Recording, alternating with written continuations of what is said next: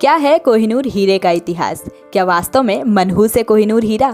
कहा जाता है कि जिस सुल्तान के पास कोहिनूर हीरा पहुंचा, उसकी सल्तनत खत्म हो गई। आज के वीडियो में हम आपको बताएंगे कोहिनूर हीरे की पूरी कहानी। कहां से कोहिनूर हीरा निकला और किन किन महाराजाओं के पास से होकर गुजरा, किन्होंने लूटा और किसने इस हीरे को महंगे तोहफे के रूप में किसी को भेंट कर दिया, और कौन से देश हैं जो आज भी कोहिनूर हीरे को अपना होने का दावा करते हैं। जानिए कोहिनूर हीरे की पूरी कहानी शुरू से लेकर अंत तक, और वीडियो में अंत तक हमारे साथ बने रहिए। दोस्तों, अभी तक अगर आपने हमारे चैनल को सब्सक्राइब नहीं किया है तो चैनल को सब्सक्राइब कर लें ताकि आपको ऐसे इंटरेस्टिंग वीडियोस मिलते रहें। 14वीं शताब्दी से पहले कुछ सुनी सुनाई बातें हैं जो सुल्तानों के बारे में कही जाती हैं, लेकिन ठीक ढंग से कोहिनूर हीरे का इतिहास किसी को पता नहीं है। लेकिन ऐसा कहा जाता है कि कोहिनूर हीरे को गोलकुंडा के एक खान से निकाला गया था।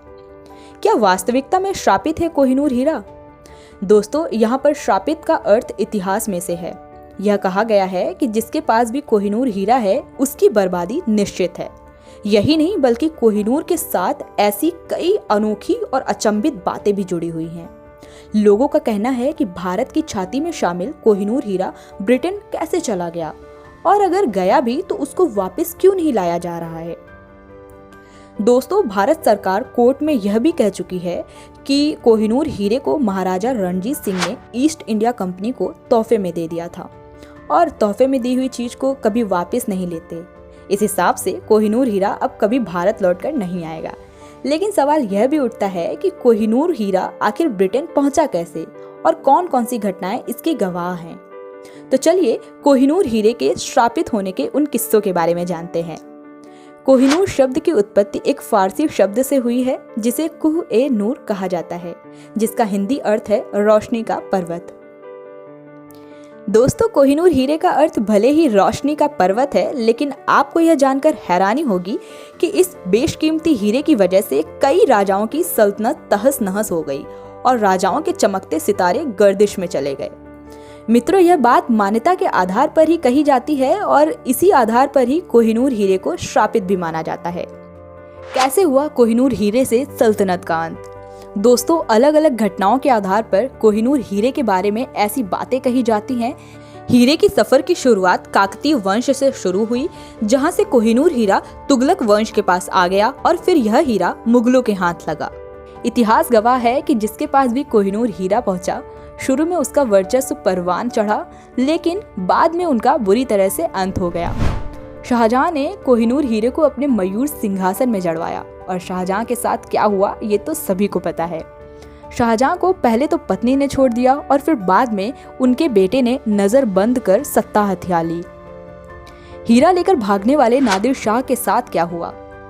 दोस्तों, इसके बाद भारत पर नादिर शाह ने आक्रमण किया और 1739 में इस हीरे को अपने कब्जे में ले लिया।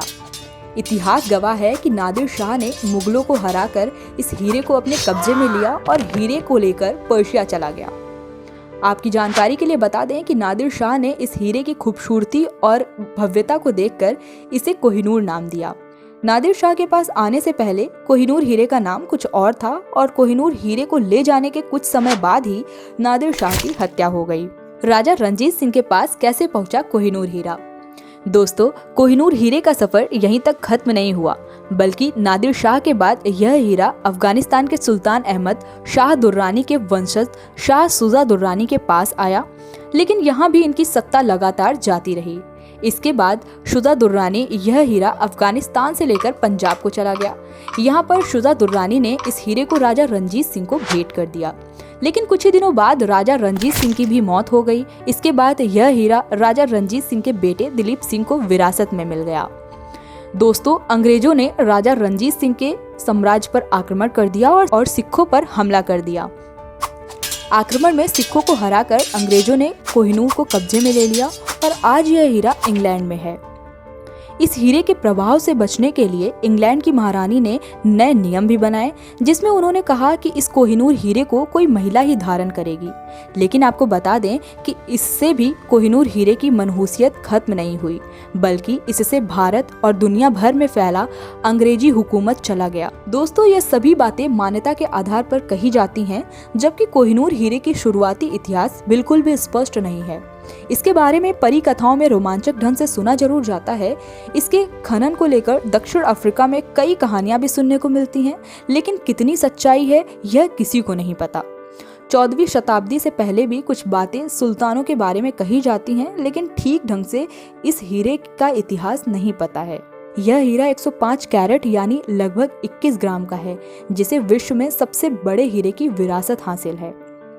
दोस्तों, उम्मीद करते हैं कि आज का यह वीडियो आपको पसंद आया होगा। ऐसी ही अनोखी वीडियो के लिए हमारे चैनल को सब्सक्राइब कर बेल आइकन जरूर दबाएं। मिलते हैं अगले वीडियो में ऐसी ही एक नए टॉपिक के साथ। धन्यवाद।